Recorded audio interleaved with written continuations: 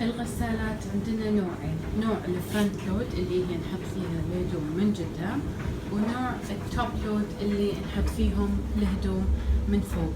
طبعا طريقة تنظيف هذه الغسالة غير عن هذه الغسالة. في البداية راح نبتدي بطريقة تنظيف الفرونت لود لأنها هي اللي تاخذ وقت أطول، بعدين راح نتكلم عن التوب لود. الكثير يسأل ويستغرب لما أقول إن الغسالة لازم تغسل وتطهر وتعقم وتنظف. إنزين، هي تغسل هدومي وأنا أحط فيها صابون على طول، يفترض إنها نظيفة، ولكن أي مكان فيه ماء ورطوبة عالية ممكن يصير فيه عفن. فاللي يحصل إن كثير من الأحيان لما نغسل أو نخلص من الغسيل دايما نسكر هذا المكان مال الصابون ونسكر الباب، والغسالة ما تكون ناشفة، فشي يصير في عفن. شغلة ثانية من الهدوم أو الملابس، أحيانا في هدوم وسخة ممكن عليها تراب أو طين، الأولاد لاعبين برا، يصير في ترسبات يعني تكود بالغسالة أو تتجمع في الغسالة.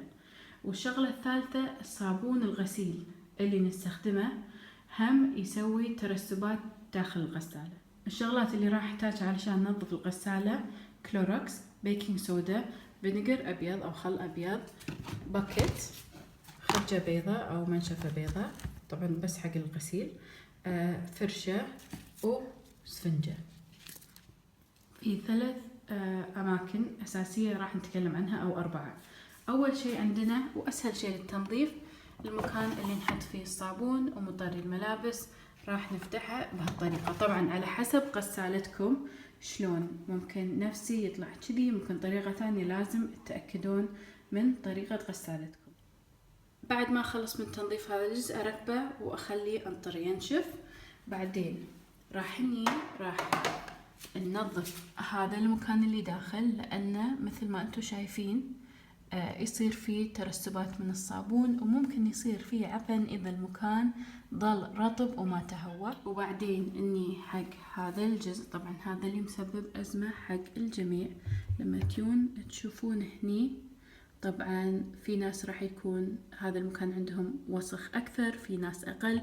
هني غالبا تلقون ممكن تلقون كوينز، فلوس، ممكن تلقون ماشات، ممكن يعني تلقون مفتاح. هني أي شيء يطيح بالغسالة من الهدوم عادة تلقونه في هالمكان، إلى جانب ممكن يكون في وسخ، ممكن يكون في عفن، لأن الغسالة ما تهوى. فراح نتعلم شلون ننظف هذا المكان، هو أصعب مكان الصراحة. بعدين عندكم الغسالة من داخل علشان الريحة والفرشنس، وإذا في ترسبات مسحوق غسيل وهالأمور. وبعدين عندنا فلتر الغسالة اللي غالبا يكون الغسالة من تحت أنا مبطلته عشان السهولة.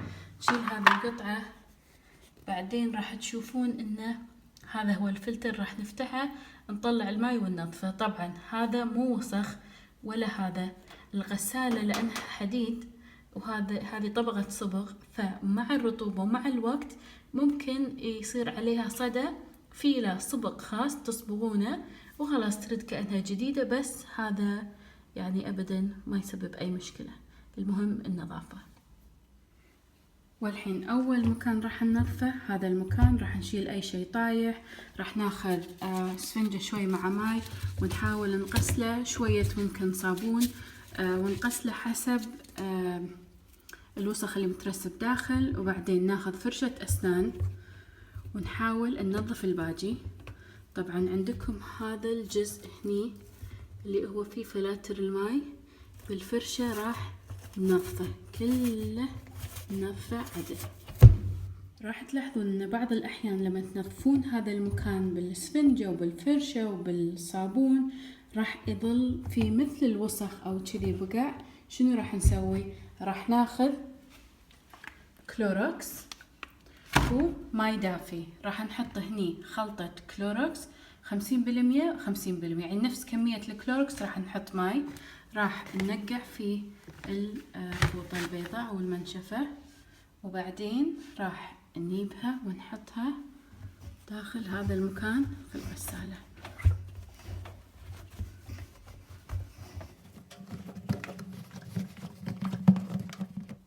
اوكي، قلنا هذه الفوطة عليها كلوروكس مع ماي، راح نخليها هني تسوي شغلها على ما ننظف الأماكن الباجي ونرجع لها. طبعا لما تستخدمون الكلوروكس دائما لازم تديرون بالكم، لأنه ممكن يطشر ويطيح على الأرض ما تشوفونه ويخرب ملابسكم لأنه لونه شفاف، فديروا بالكم وانتوا تستخدمون الكلوروكس. اوكي، لقيت هذه من ألعاب عيالي راح استخدمها، راح نحطها تحت هني، وبعدين بسم الله راح نفتحها شوي شوي لأنه راح يطلع منه ماي. اوكي مثل ما توقعت. بسم الله. ايوه شوفوا، راح نخلي الماي يطلع.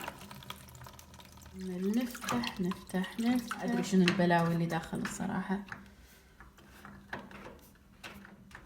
اوكي اشوى ما فشلتني نوعا ما. الحين راح اخذ فلاش لايت تليفوني الثاني عشان اشوف داخل، هل في شيء داخل على هذه التفتار.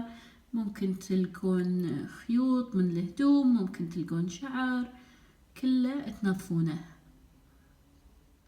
وطبعا بعد ما نخلص من تنظيف كل الأجزاء اللي تكلمنا عنها، الفلتر ومكان الصابون، راح نرجع حق فوطتنا اللي فيها كلوروكس. نتأكد انه صار لها على الأقل نص ساعة داخل هذا المكان تنقع. بعدين اللي راح نسويه راح نشيلها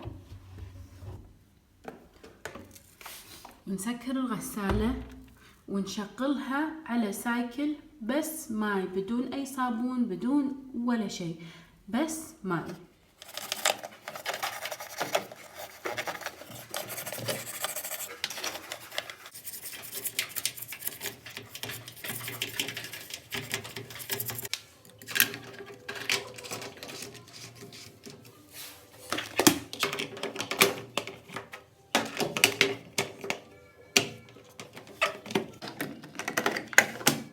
والحين الخطوة الأخيرة راح ناخذ نص كوب فينيجر أو خل أبيض نحطه داخل، وبعدين راح ناخذ هني خلطة ربع كوب بيكنج صودا وربع كوب ماي دافي، نخلطهم مع بعض وراح نحطهم مكان الصابون.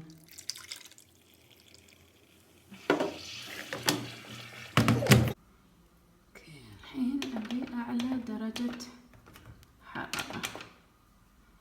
اوكي بس، ونشغل الغسالة نخلي اللود طبعا بدون ولا شيء داخل.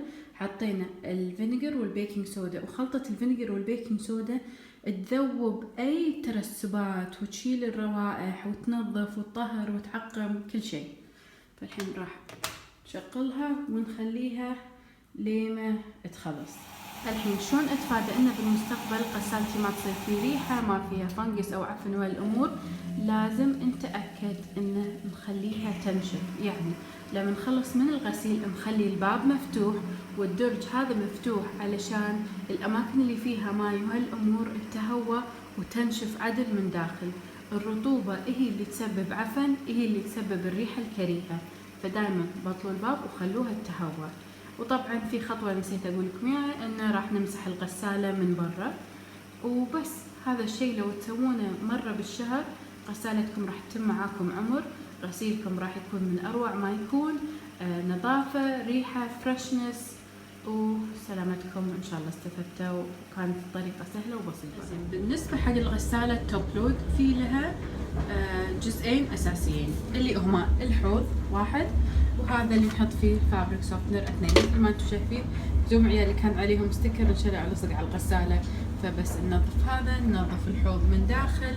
راح نشيل هذه القطعة نغسلها، نتأكد ان ترسبات الفابريك سوفتنر كلها شلناها. راح نطلع هني داخل ننظف هذا المكان بعد. هم من الاماكن اللي لازم تنظف هني مدار الحوض، هني هذا المكان. طبعا تاخذون خرجة او فوطة وننظف هذا المكان كله من الداخل. هذا كله يتنظف ينمسح بفوطة. نحاول اذا دزيتوها شوفوا، يعني اذا دزيتها بيدش تطلع.